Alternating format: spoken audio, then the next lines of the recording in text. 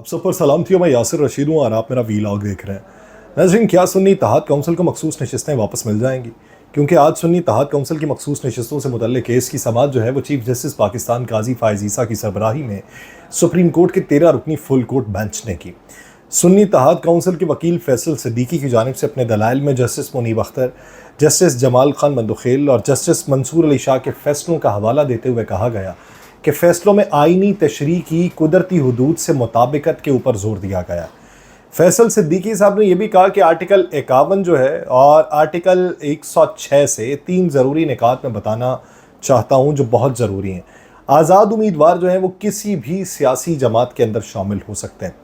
Election commission ने सियासी जमात की गलत तशरीह दी है और इलेक्शन कमीशन ने मखसूस नशिस्तों से मुतल्लिक आइन को नज़रअंदाज किया।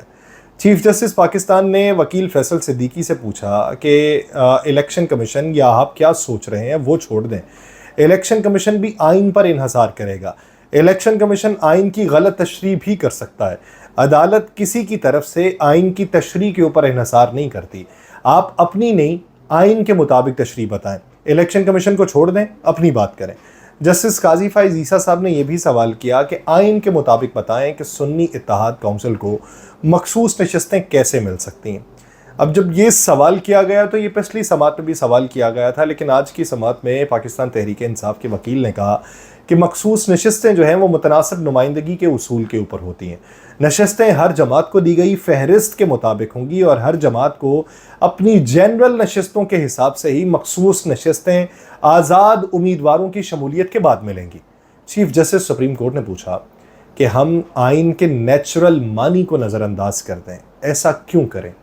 फैसल सिद्दीकी साहब ने कहा कि सर, असल मामला आइनी शिकों के मकसद का है, जिस पर जस्टिस जमाल खान मंदुखेल साहब ने कहा कि जिन्होंने इंतखाबात लड़ने की ज़हमत ही नहीं की उन्हें क्यों मखसूस नशिस्तें दी जाए।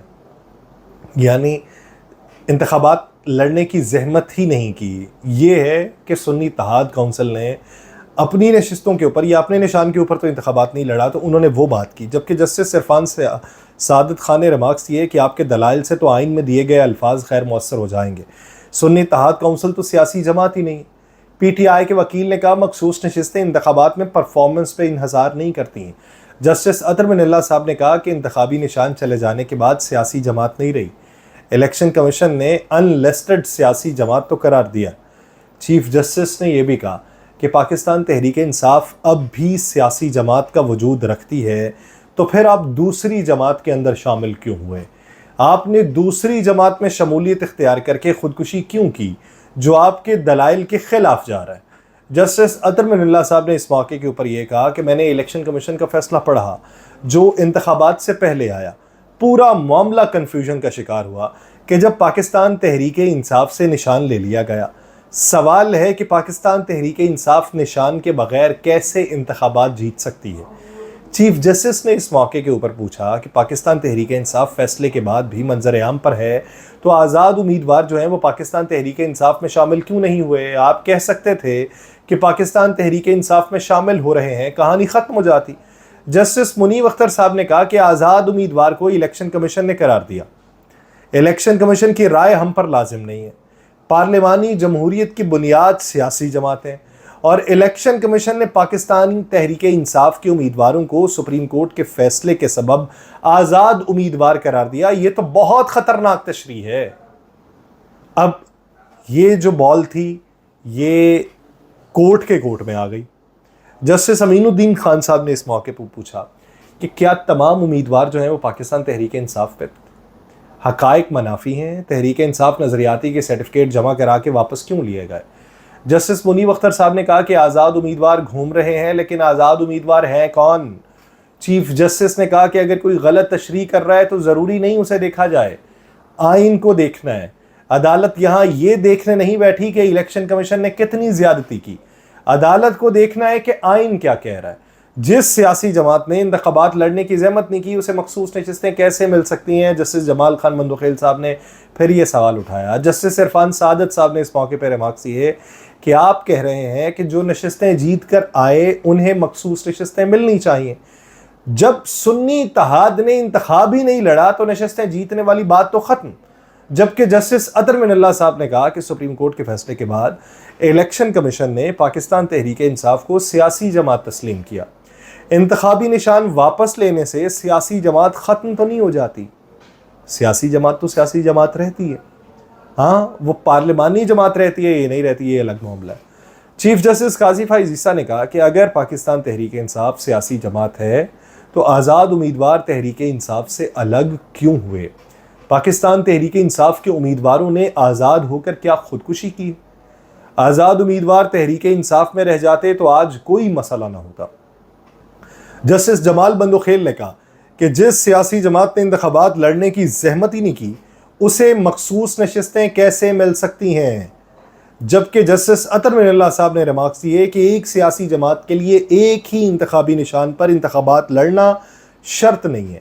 چیف جسٹس قاضی فائز عیسیٰ صاحب نے فیصل صدیقی صاحب سے مکالمہ کرتے ہوئے کہا کہ آپ سنی اتحاد کے وکیل ہیں، پاکستان تحریک انصاف کے نہیں۔ آپ کے تحریک انصاف کے حق میں دلائل جو ہیں وہ مفاد کے ٹکراؤ میں آتے ہیں۔ سنی اتحاد کونسل سے تو انتخابی نشان واپس نہیں لیا گیا، آئین پر عمل نہ کر کے اس ملک کی دھجیاں اڑا دی گئی ہیں۔ میں نے آئین پر عمل درآمد کا حلف لیا ہے، کسی سیاسی جماعت یا حکومتی مفاد کو نہیں، میں آئین کو دیکھتا ہوں۔ اس موقع کے اوپر جسٹس جمال خان بندوخیل صاحب نے کہا کہ الیکشن کمیشن نے امیدواروں کو آزاد قرار دیا تو پھر آپ نے اپیل کیوں دائر نہیں کی؟ جس پر فیصل صدیقی صاحب نے کہا کہ اس سوال کا جواب جو ہے وہ سلمان اکرم راجہ صاحب دیں گے۔ چیف جسٹس قاضی فائز عیسیٰ صاحب نے ریمارکس کیے رولز سے آئین کو کنٹرول نہیں کیا جا سکتا۔ فیصل صدیقی صاحب نے کہا کہ جسٹس منصور علی شاہ صاحب نے کہا تھا کہ 80% لوگ آزاد ہو جاتے ہیں تو کیا 10% والی سیاسی جماعتوں کو ساری مخصوص نشستیں دے دیں گے؟ جس پر چیف جسٹس نے کہا جی بالکل، میں نہیں بلکہ آئین یہی کہتا ہے، کسی کی مرضی پر عمل نہیں ہو سکتا۔ یعنی انہوں نے اس دن کے جو ریمارکس تھے جسٹس منصور علی شاہ صاحب کے اس کو رد کیا چیف جسٹس قاضی فائز عیسیٰ صاحب نے۔ تو فیصل صدیقی صاحب نے کہا کہ عدالت فورٹریس آف ڈکشنری نہیں ہونی چاہیے، یہ فورٹریس نہیں بن جانا چاہیے صرف ڈکشنری کا۔ چیف جسٹس پاکستان نے کہا کہ جن ملکوں کا آپ حوالہ دے رہے ہیں نا ان کے آئین کل نہیں بنے، پاکستان کے آئین کو بنے 50 سال ہوئے اور اس کا حال کیا ہے؟ انگلستان میں لکھا ہوا آئین نہیں، تاریخ دیکھتے ہیں۔ چیف جسٹس نے کہا کہ تحریک انصاف کے صدر تھے، انہوں نے انتخابات کی تاریخ کیوں نہیں دی؟ پاکستان تحریک انصاف نے تو انتخابات رکوانے کی کوشش کی تھی، پاکستان تحریک انصاف نے لاہور ہائی کورٹ میں درخواست دائر کی تھی۔ جسٹس قاضی فائز عیسیٰ صاحب نے یہ بھی کہا کہ عمران خان وزیر اعظم تھے، انہوں نے انٹرا پارٹی انتخابات نہیں کرائے، کسی پر ایسے انگلیاں نہ اٹھائیں، سپریم کورٹ کا 3 رکنی بینچ انتخابات نہیں کرا سکا، ہم نے انتخابات کی تاریخ دلوائی تھی، آئین ہمارا زیادہ پرانا نہیں ہے، ہم اتنے ہوشیار ہیں کہ آئین سے ہٹ کر اپنی اصطلاح نکال لیں، مخصوص نشستوں سے متعلق آئین واضح ہے اور آئین سے ہٹ کر کوئی بھی جج جو ہے وہ فیصلہ نہیں دے سکتا۔ اس موقع کے اوپر چیف جسٹس قاضی فائز عیسیٰ صاحب نے یہ بھی کہا کہ پاکستان تحریک انصاف کو ہم نے کہا تھا کہ الیکشن نہ کرائیں، عمران خان وزیر اعظم تھے، پی ٹی آئی کی منت کی تھی الیکشن کمیشن نے کہ انتخابات کرا لیں، اور 8.5 لاکھ تحریک انصاف کے ممبران کا حق کہاں پر گیا؟ فیصل صدیقی صاحب نے کہا کہ میرا شکوہ سپریم کورٹ سے نہیں ہے، میرا شکوہ الیکشن کمیشن سے ہے۔ آرٹیکل میں نہیں لکھا کہ مخصوص نشستوں کا معاملہ انتخابات سے پہلے طے کرنا ہے۔ جس پر چیف جسٹس نے کہا کہ آئین میں لکھا ہے کہ 25 سال کا شخص ایم این اے بن سکتا ہے، تو کیا 20 سال کی بچی ایم این اے بن سکتی؟ جب ان کی طرف سے یہ سوال ہوا تو جسٹس اطہر من اللہ صاحب نے کہا کہ لیول پلینگ فیلڈ نہ ملنے کا کہا گیا، جبکہ جسٹس جمال خان بندوخیل نے کہا جسے لیول پلینگ فیلڈ نہیں ملی وہ ہمارے سامنے آئی ہی نہیں۔ چیف جسٹس نے کہا جب ضرورت ہوتی ہے ہمارے پاس آتے ہیں، وہ وقت بھی یاد رکھیں کہ جب الیکشن کے انتخابات کی تاریخ کو ہم نے دیا تھا، ہم نے یہاں پر بیٹھ کر فیصلہ کیا تھا۔ جسٹس قاضی فائز عیسیٰ صاحب نے یہ بھی کہا کہ انتخابات کس نے کرائے؟ الیکشن رکوانے کی کوشش پی ٹی آئی نے کی، عمران خان بطور وزیر اعظم بھی الیکشن کمیشن پر اثر انداز ہو رہے تھے، انتخابات کرانے کے لیے پی ٹی آئی کو سال بھر کی تاریخ دی گئی، یا تو پھر قانون کو ردی کی ٹوکری میں پھینک دیں یا پھر اس کا احترام کریں۔ جسٹس محمد علی مظہر صاحب جو اس 13 رکنی بینچ کا حصہ تھے، انہوں نے آج سوال کیا، انہوں نے کہا ووٹ سارے پاکستان تحریک انصاف کو ملے، پی ٹی آئی کیوں سنی اتحاد میں گئی؟ ووٹرز کا کیا بنا؟ بات ہو رہی ہے پی ٹی آئی کے ووٹ ہیں، تو شامل ہونے کی ضرورت ہی نہیں تھی. جب تحریک انصاف انتخابات میں موجود ہی نہیں تو پھر کیس پاکستان تحریک انصاف کا کیسے؟ اب اس کے اوپر جب دلائل ہوئے، بعد میں سلمان اکرم راجہ صاحب آئے، اور سلمان اکرم راجہ صاحب جو تھے وہ پاکستان تحریک انصاف کے رہنما کمل شوزف نے ایک متفرق درخواست دائر کی تھی کہ مجھے بھی اس میں فریق بنایا جائے، تو ان کی درخواست کو منظور کیا گیا تھا، اور آج سلمان اکرم راجہ صاحب نے بھی اس پہ دلائل دیے. اچھا، پہلی سماعت اور دوسری اور پھر یہ، اس سماعت اور گزشتہ سماعتوں میں فرق دکھائی دیتا ہے، یعنی اس میں تند و تیز سوالات ہیں اور جھکاؤ کسی اور طرف ہے.